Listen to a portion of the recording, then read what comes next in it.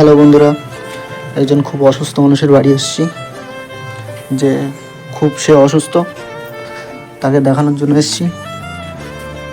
এই যে সেই ব্যক্তিটা। আচ্ছা, তুমি কতদিন গাছ থেকে পড়ে গেছো? 7 বছর। কতদিন ধরে বিছনাসজ্জা আছো? 7 বছর ধরে এইভাবে আছি। তা তুমি কি কোনো হাঁটাচলা করতে পারো না? না, আমি হাঁটাচলা করতে পারি না, কোথাও বেরোতে পারি না। তোমার পাটা দেখি একবার।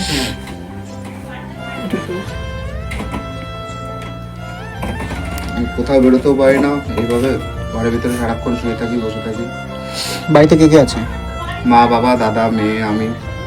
তা বয়স কত বৌদি। মেয়ের? মেয়ের বয়স এই 7 বছর। মেয়ে পড়াশোনা করে? হ্যাঁ, কিসে পড়ে?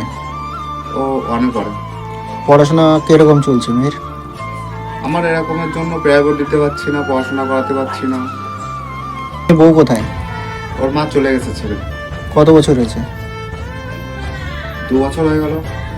ও আচ্ছা, মেয়ে তো পড়াশোনা করে, তা পড়াশোনাটা কি করে করাচ্ছ? তুমি তো অসুস্থ হয়ে আছো। পড়াশোনা করাতে পারছি না এখন। এখন তোমাদের কাছে এটাই চাওয়া, যাতে আমার মেয়েটাকে পড়াশোনা করাতে পারি, আমি একটু ভালো হতে পারি, যাতে আমরা সবাই মিলে ভালো থাকতে পারি।